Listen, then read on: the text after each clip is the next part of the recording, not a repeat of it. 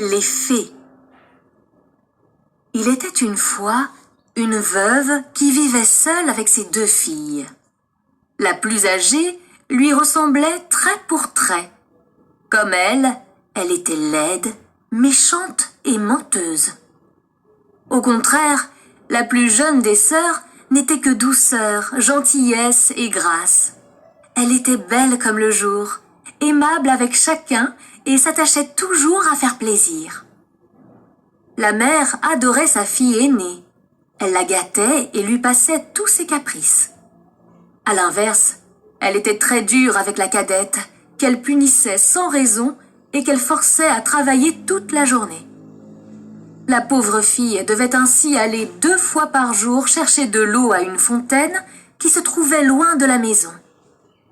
Le chemin du retour était pénible lorsqu'il lui fallait porter la cruche pleine. Un jour qu'elle était à la fontaine en train de remplir son pot, une très vieille femme s'approcha d'elle et la pria de lui donner à boire. « Avec plaisir, madame », répondit la jeune femme en souriant. Elle puisa aussitôt de l'eau et aida la vieille à boire à la cruche. Après avoir bu, la femme lui dit « Tu es si belle, si bonne et si honnête que je veux t'offrir quelque chose en retour. Dorénavant, à chaque parole que tu prononceras, il sortira de ta bouche une fleur ou une pierre précieuse. » Cette femme était en réalité une fée qui avait pris l'apparence d'une pauvre vieille pour mettre la gentillesse de la jeune fille à l'épreuve.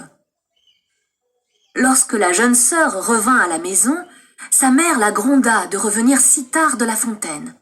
« Pardon, mère, d'avoir tardé si longtemps. » Et alors qu'elle disait ces mots, il lui sortit de la bouche 2 roses, 2 perles et 2 gros diamants. « Que vois-je là ?» s'exclama sa mère tout étonnée.